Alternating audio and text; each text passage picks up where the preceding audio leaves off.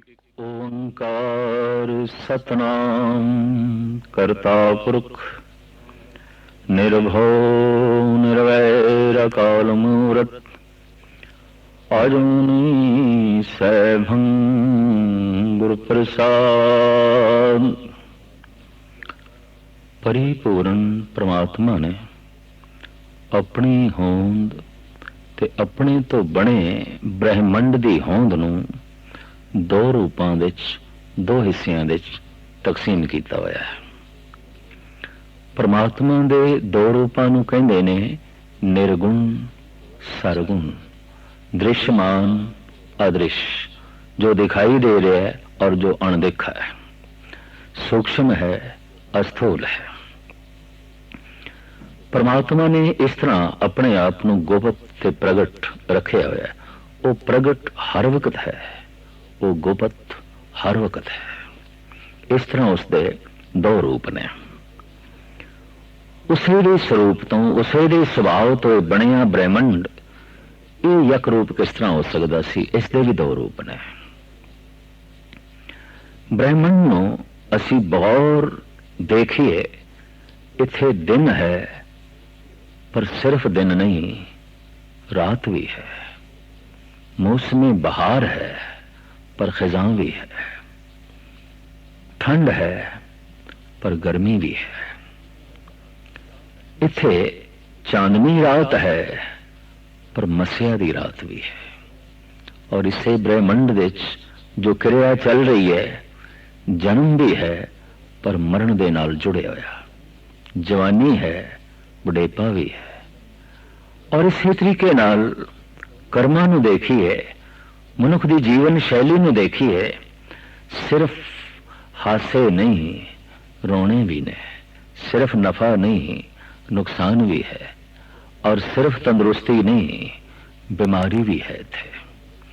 इत्थे सिर्फ खुशियां नहीं गम भी हैं, सिर्फ शादियां ने ही नहीं बजदे, गम दे मंजीरे भी बजदे ने, दुखां दे ढोल भी बजदे ने।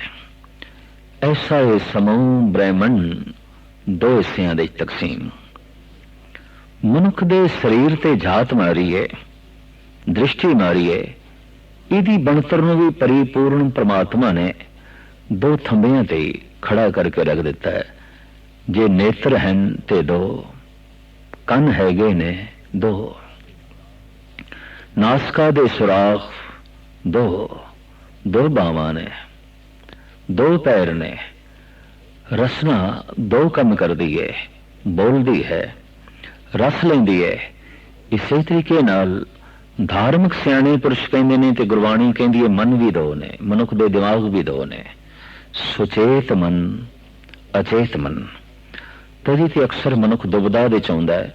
सुचेत मन कुछ होर फैसला कर देंदा है, अचेत मन कुछ होर फैसला ठोक देंदा है। इस तरह मनुख दे अंदर एक घोल चलदा है। इसे घोल नूं कहंदे ने दुविधा। सुचेत मन किसी होर पासे जाना चाहता है, अचेत मन उस तो विपरीत दशा दे जाना चाहता है। इस तरह सारा जीवन कई दफा विरोधता दे च व्यतीत होता है, दुविधा दे च व्यतीत होता है। यक तरफ जिंदगी नूं तोरना औखा हो जाता है, क्योंकि दिमाग दो वक्त फैसले करता है, मन दो वक्त तरह की जो है सोचनी सोचता है। इस देश से मनुख नूं सफलता मिली है और प्रकृति ने मदद की है कि मनुख दो पैरां नूं मंजिल एक दे देंदा है। ये नहीं कि सज्जे पैर की मंजिल कोई होर है ते खब्बे पैर की मंजिल कुछ होर है। ऐसा नहीं है कि सज्जे पैर ने किसी होर थां ते पहुंचना है ते खब्बे पैर ने किसी होर थां ते पहुंचना है। नहीं, मनुख दो पैरां नूं मंजिल एक दे देंदा है, दो हत्थां नूं कम एक दे देंदा है। ऐसा नहीं कि सज्जा लिखे ते खब्बा मिटा देवे, सज्जा बनावे ते खब्बा तोड़ देवे। नहीं, दो हत्थां नूं असी कम एक दे देंदे हां। भावें अखां दो ने पर दृष्टि एक दे देंदे हैं। ये नहीं, और ऐसा सी सोचते भी नहीं कि सज्जी अख कुछ होर देखे ते खब्बी अख कुछ होर देखे। दो अखां नूं दृष्टि एक दे देंदे आ।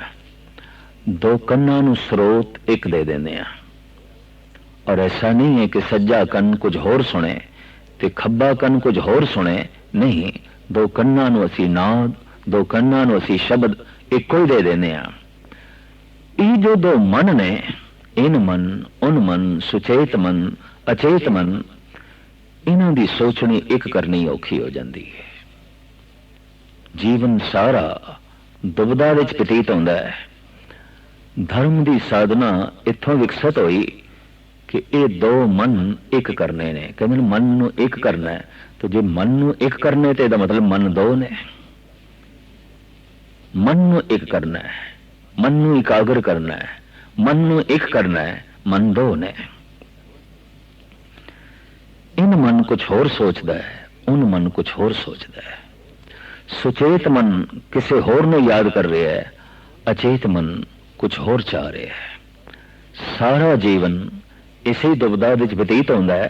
और धर्म की मूल साधना का सिट्टा भी है कि दो मन किसी तरीके नाल एक कर लै जान। इस तरह जिवें दो अखां नूं दृष्टि एक दई दी है, दो कन्नां नूं शब्द एक देना पैंदा है, दो हत्थां नूं कम असीं एक देने आ, दो पैरां नूं मंजिल एक देने आ। ये जो दो मन ने, दो दिमाग ने, इन्हां नूं सोचनी एक दे सकीए, विचार एक दे सकीए। असी अपने शरीर दे च भी झात मारीए, सब कुछ दो दो दे च वंडिया है, यक कुछ भी नहीं है। अगां चलिए, जिथे मनुख ने जीवना है, जीवन बतीत करना है, सारे कर्म करने ने। दुनिया भी दो तरह की है, जहान भी दो ने, लोक भी दो ने। इस्लाम इसनूं कहंदा है ई जहां ऊ जहां, ए दुनिया ओ दुनिया। साडे देश दा सारे दा सारा धार्मिक समाज कहंदा है ए लोक परलोक, ए लोक परलोक, ई जहां ओ जहां। दो जहानां दा मालिक परमात्मा की सिफत और सलाह करदे हां। अक्सर मुसलमान कह देंदा है हे खुदा तू दो जहाना दा मालिक है। असी भी कह देंदे हां हे परिपूर्ण परमात्मा तू 2 लाख लोकां दा स्वामी है, मालिक है। ए लोक परलोक, परलोक दे पहले अखरी अर्थ करिए परलोक, परे दा लोक। किस तो परे? इंद्रियां दी पहुंच तो परे, शरीर की पहुंच तो परे, अखां की दृष्टि तो परे, रसना की कथन शक्ति तो परे, कन्नां की स्रोत तो परे, पैरां की पहुंच तो परे, हत्थां की पकड़ तो परे, और मन की सोच तो परे, विचार तो परे। जिथे तक सोच ना पहुंच सके, दृष्टि ना पहुंच सके, कथनी ना पहुंच सके, पैर ना पहुंच सकन, हथ ना पहुंच सकन, परलोक। एक तो वो जीवन है जिन्हों कहने ने परलोक, एक वो जीवन है जिसनों कहने ने ए लोक। ए लोक जिस दे पैर गमन करते ने, हाथ कुछ पकड़ते ने, अखां कुछ देखदियां ने, रसना इस लोक बारे कुछ कथन करती है, कन सुनते ने, दिमाग सोचता है। एक गल वखरी है कि ये लोक भी इतना वड्डा है, इतना वड्डा है कि पूरे दा पूरा समझना जानना ते जीवना ते कठिन है, फिर भी लोक दिखाई देता है। लोकक जीवन जो बतीत करते हैं, असीं उन्होंने कहने ये पदार्थों के तल ते जी रहे हैं, शरीर के तल ते जी रहे हैं। लौकिक जीवन दृश्यमयी है, पर जो ये लोक दा जीवन, ये लोक जो परिपूर्ण परमात्मा ने बनाया है, तो गुरमत कहती है इस लोक की निंदा नहीं, निंदो नाही काहू बाते एक खसम का किया। इति परिपूर्ण परमात्मा ने आप बनाया है, इस वास्ते इस लोक की निंदा नहीं, ये जिंदगी उसने आप बनाई है। सारी दुनिया विच अक्सर मनुख ने ऐसा विभाजन किया है, वंड की है। एक ने ऐसा दावा किया कि असी परलोक सवारना है, परलोक दे जीवना चाहते हैं, इस लोक की जिंदगी नहीं चाहिए। पर ऐसा तबका भी होया है जो अक्सर कहता रहा है, नहीं जीवन तो इस लोक का ही है। परलोक की होंदा है? परलोक कल्पनावां तो परे, परलोक सोचनी तो परे, परलोक शरीरक पहुंच तो परे। तो जो पहुंच तो परे है, सोच तो परे है, उस बारे कुछ तबके ने बेफिक्री साध ली, बहुत बेफिक्री, और कह देता परलोक महज सुपना है, परलोक महज कल्पना है। पर ऐसा तबका भी पैदा होया जिसने कह देता है लोक महज सुपना है, ये लोक महज कल्पना है और कुछ भी नहीं है। संसार सिर्फ एक माया है, ये जगत एक सुपना है। ऐसा तमाम संत जन कहते हैं। पर ऐसे तमाम संसारिक लोगों ने कह देता परलोक सुपना है, परलोक कल्पना है। विज्ञानक दृष्टि रखने वाले ने भी कह देता वड्डी तो वड्डी दूरबीन नाल भी परलोक दिखाई तो नहीं देता। और वाकई कोई परलोक जीवन है जिस परलोक दा खाका खिंचदे ने महापुरुष, कहने ने उत्थे जन्म नहीं है, मरण नहीं है। उस परलोक दे दुख सुख भी नहीं है, दोवें नहीं ने, दो नहीं ने। उस परलोक दे चिंता फिक्र नहीं है, जन्म मरण नहीं है, जवानी बुढ़ेपा नहीं है, तंदुरुस्ती बीमारी नहीं है, हान लाभ नहीं है, ये दो नहीं ने परलोक। तो जब कह दिए दो नहीं ने तो कुछ तार्क कह देने है ही नहीं, परलोक है ही नहीं। परलोक महज सुपना है, परलोक मनुख की महज कल्पना है। एक तबका तो यह, दूसरा तबका दावे नाल बुलंद बांग कहता रहा ये लोक सुपना है, ये लोक कल्पना है, ये लोक तुच्छ है, ये लोक कुछ भी नहीं। तो फिर दो धड़े पैदा हो गए। एक ने परलोक की खातर इस लोक नूं इनकार किया, दूसरा जिसने इस लोक की खातर परलोक नूं इनकार किया।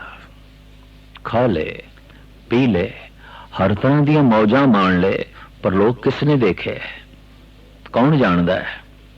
जिसनों पंजाबी मुहावरे च कहंदे ने ये जग मिठा अगला किन डिठा।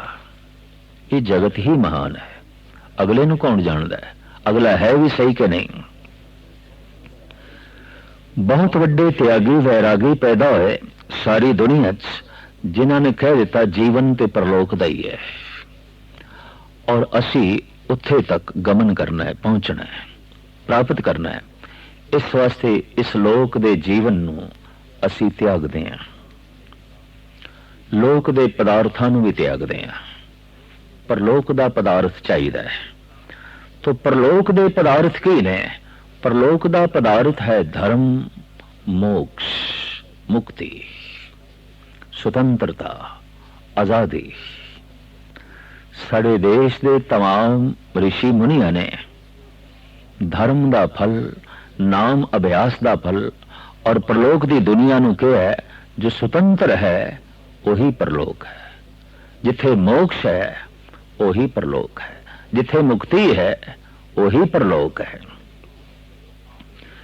जिसनों आम जगत आजादी कह देंदा है, मुक्ति कह देंदा है, ये पूर्ण आजादी नहीं है।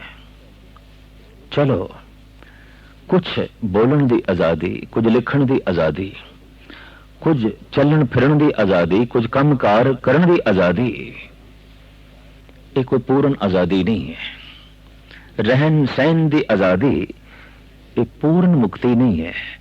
पूर्ण मुक्ति तो उदों आउंदी है जब कोई जन्म दा बंधन नहीं, मरण दा बंधन नहीं, कर्मां दा बंधन नहीं, सुख दा बंधन नहीं, दुख दा बंधन नहीं, बुराई दा बंधन नहीं, नेकियां दा भी बंधन नहीं, किसी प्रकार दा कोई बंधन नहीं, किसी ने जकड़ना नहीं।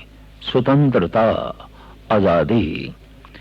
इक्को एक ये देश है भारत, जिथे दे तमाम संत जना ने वख-वख अपने बोलों ते शब्दों दे राही धर्म का फल मोक्ष दसिया, मुक्ति दसिया।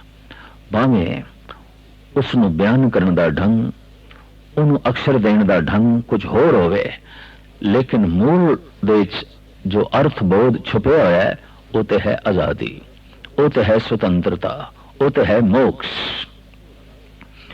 तो धर्म ते मोक्ष ये परलोक दे महान पदार्थ मने गए।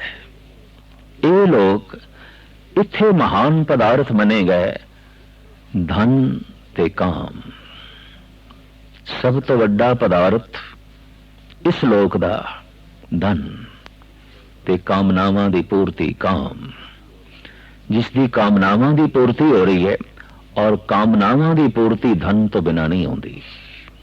कुछ भी कामना है अगर उसनूं मनुख पूर्ण करना चाहता है इस लोक दे धन तो बिना नहीं होएगी। काम धन नाल संबंधित हो गया। मोक्ष चाहिदा है परलोक दा, तो धर्म तो बिना परलोक किथे और धर्म तो बिना मोक्ष किथे। मोक्ष धर्म नाल संबंधित हो गई, काम धन नाल संबंधित हो गया। एक ने साफ कह देता धन चाहिदा है, काम चाहिदा है, लोक सवारना है, परलोक नहीं चाहिदा। परलोक है ही नहीं, परलोक कल्पना है। जैसे प्रथम मुगल सम्राट बाबर का एक बोल, रोजो नो बहारों में वह दिलरुबा खुशस्त, बाबर बऐश कोश के आलम दोबारा नेस्त। खा ले पी ले, हर तरह दिया मौजा मान ले, पर लोग किसने देखे? दूसरे जहान का किसनों बोध है? वो है भी सही कि नहीं, किसनों खबर है? हर तरह दिया मौजा मान ले। दूसरा तबका इस लोक दे सुख नहीं चाहिए। नहीं स्वादी भोजन असी कंद मूल खा लवांगे, जंगलों के पत्ते खा लवांगे, घास खा लवांगे, दरियावां दा पानी पी लैणगे। नहीं रहन नूं चंगे महल तो पहाड़ां दियां कंदरां विच रह जावांगे, वृक्षां थले रह जावांगे।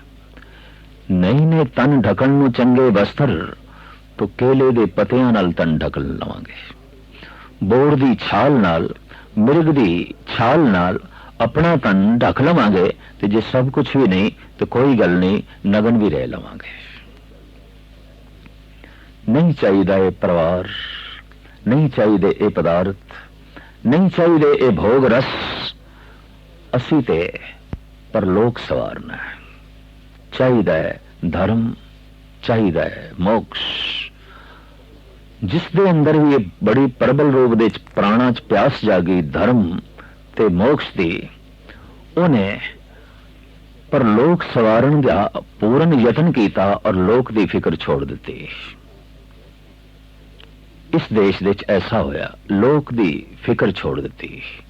लोकक जीवन विच भारत पछड़ गया। गरीब, मुफलिस, महान देश और कुदरती दौलत नाल संपन्न। इथों दे पहाड़ों विच कोयला है, लोहा है, सोना है, चांदी है, तांबा है। इथों दे दरियावां विच 12 मासी पानी है। इथों दी जमीन जरखैज, बहुत जरखैज। इथों दे मनुखां कोल सोचण शक्ति बड़ी प्रबल, बड़ी गहरी, लेकिन लोक दा त्याग कर दिता, लोक छोड़ देते। इस देश दा जो प्रतिभाशाली मनुख सी, इस देश दा जो गहर गंभीर मनुख सी, वो पहाड़ां दियां कंदरां दे चला गया। वो हिमालय दे उत्तरा खंड दे चला गया। वो बियाबान जंगलां दे चला गया। वो गारां ते गुफावां दे जा बैठा। उसने जगत नाल बिल्कुल संबंध तोड़ दिता। यही एक मनुख सी जिस दे राही लोक सवर सकदा सी, लोक खुशियां विच वाधा हो सकदा सी और लोकक जीवन संपन्न हो सकदा सी। पर यह छुप गया पहाड़ां दियां कंदरावां विच। परलोक सवारन लई धर्म चाहिदा है, मोक्ष चाहिदा है। पश्चिमी दुनिया च असीं देखदे हां जो प्रतिभाशाली मनुख सी वो समाज दे च विच रहा और वो लौकिक जीवन बारे सोचता रहा। लौकिक सुख किस तरह ज्यादा तो ज्यादा प्राप्त किए जा सकते हैं, इस पृथ्वी दे उत्ते किस ढंग नाल सुखमई जीविया जा सकता है, प्रतिभाशाली मनुखा ने अपना सारा दिमाग, अपनी सारी सोचनी इस देश खर्च कर दी। तो विज्ञान का जन्म होया और विज्ञान ने भरपूर सुख लिया दिते, भरपूर सहूलतां लिया दित्तियां। चारों पासे अशरीरक सुख, लौकिक सुख विज्ञान आधारित ने, आश्रित ने, और ये सारे दा सारा पश्चिमी देशों की देन उत्थे पैदा होया। देखते हैं एक भी चोटी का संत जिसने धर्म दियां गहराइयां नूं छोया होवे नहीं पैदा होया उत्थे, पर एक भी चोटी का साइंटिस्ट जिसने लौकिक सुख जगत की झोली विच पाए होवन, इस तरह का सिरमौर इत्थे नहीं पैदा होया। एक ने लोक की फिक्र की थी, एक ने परलोक की फिक्र की थी। होया कि पश्चिम अंदरों कंगाल हो गया, बाहरों संपन्न हो गया। भारत बाहरों कंगाल हो गया, अंदरों संपन्न हो गया।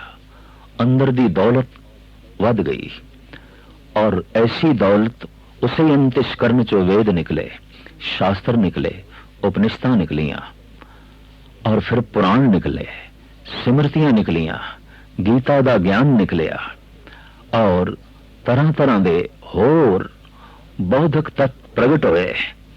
धन गुरु नानक, धन गुरु गोबिंद सिंह जी महाराज दीयां अजीम रचनावां ये मनजर आम ते आईयां।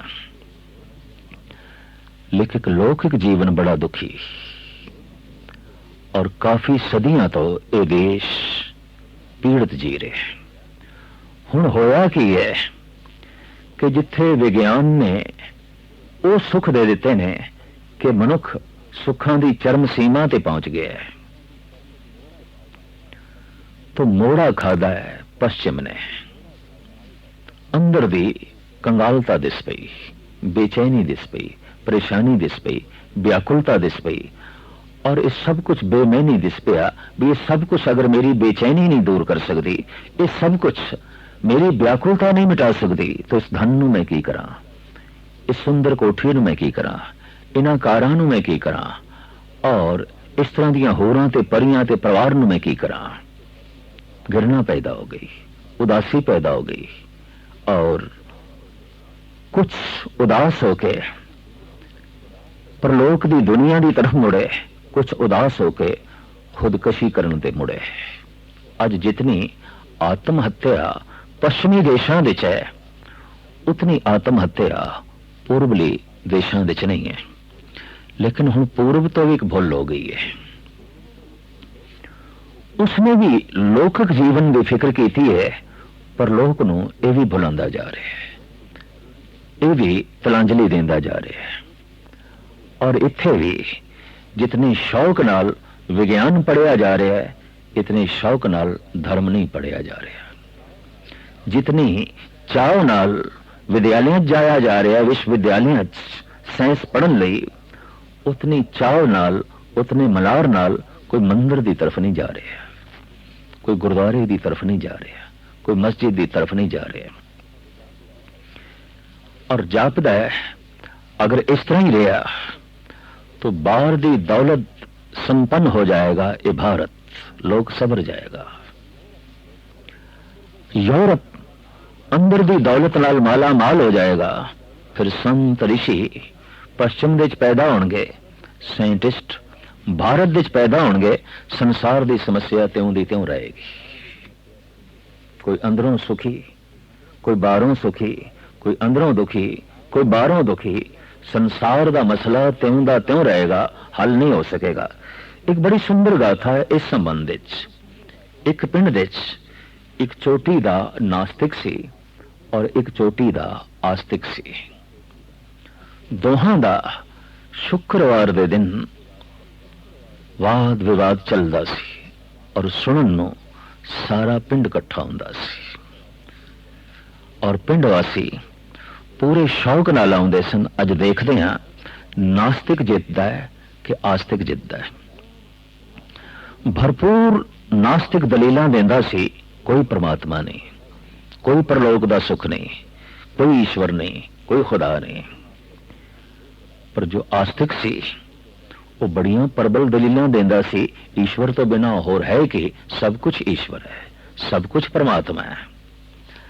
लेकिन एक अदृश्य घटना नाल दे नाल घट रही सी। जो नास्तिक सी वो आस्तिक दियां विचारां तो सहजे सहजे प्रभावित होंदा जा रहा सी, और जो आस्तिक सी वो नास्तिक दियां दलीलां दा सहजे सहजे कायल होंदा जा रहा सी। इतनी प्रबल कोई दलीलां देवे ते मन प्रभावित ना होवे, ऐसा हो नहीं सकता। रोज लोकी सुनते ने, पर हार जित ते ये विवाद खत्म हो जाता है। पिंड वासियों लई दुविधा बनी रही भी कोई एक जिते ते असी उसदे पिछे चलीए, या नास्तिक दी जित होवे ते असी सारे नास्तिक होइए, आस्तिक दी जित होवे ते असी सारे आस्तिक होइए। पर आस्तिक नास्तिक दा फैसला होए बिना बहस रोज खत्म होंदी सी। आखिर एक दिन ऐसा भी आया, वो शुक्रवार जब सारा पिंड इकट्ठा होया है, बड़े चाव मलार नाल सुन लई। नास्तिक ने ऐसियां प्रबल दलीलां दित्तियां, ऐसियां प्रबल दलीलां दित्तियां, पूर्ण तौर ते आस्तिक प्रभावित हो गया। परमात्मा नहीं है, ईश्वर नहीं है। पर देवनेत उस दिन आस्तिक ने भी ऐसियां दलीलां दित्तियां, नास्तिक प्रभावित हो गया, और एकदम उसके अंदर ख्याल पैदा हो गया परमात्मा तो बिना होर की है। नास्तिक ने कह दिता सब कुछ परमात्मा है, सब कुछ ईश्वर है, पर आस्तिक ने कह दिता कोई ईश्वर नहीं। पिंड वासी कहने लगे साडे लिए मसला तो फिर त्यों दा त्यों रह गया, उत्थे दा उत्थे। ऐसा होया है, भारत लौकिक सुखां तो प्रभावित होया, पश्चिम यूरोप परलौकिक सुखां तो प्रभावित होया। इस सदी दे वो परलोक दे सुखां दी तरफ मुड़िया है, ये लोकां लौकिक सुखां दी तरफ लीन होया ते खोज करदा पिया। लगदा है संसार दी समस्या त्यों दी त्यों रहेगी। एक आस्तिक हो जाएगा, एक नास्तिक हो जाएगा। एक परलोक दे सुखां नूं प्राप्त करके लौकिक तल ते कंगाल हो जाएगा, गरीब हो जाएगा, मुफलिस हो जाएगा। आखिर हिपी देखते पे सी जिस ढंग की जिंदगी बतीत पे करते ने, वो जिंदगी है जो भारत का एक मुफलिस भिखारी मंगता बतीत करता है। और ऐसा दिखाई देता है ये भारत संपन्न हो जाएगा, महान हो जाएगा, लौकिक सुखा नाल भरपूर हो जाएगा, लेकिन परलौकिक तल पे फिर कंगाल। समस्या फिर त्यों दी त्यों रहेगी। लोक सवरिया है, परलोक बिगड़ गया है, परलोक सवरिया है, लोक बिगड़ गया है। धन गुरु नानक देव जी महाराज की बाणी कहती है इक्को ही समय विच तो लोक नूं सवार और परलोक नूं सवार, ताकि ये पंक्ति पूरी उतरे तेरे ते हलत सुख पलत सुख नित सुख सिमरनो, नाम गोविंद का सदा लीजे, मिठे कमाणे पाप चराणे, साध संगत मिल मोवा जीजे। दुख पंजन तेरा नाम जी, दुख पंजन तेरा नाम।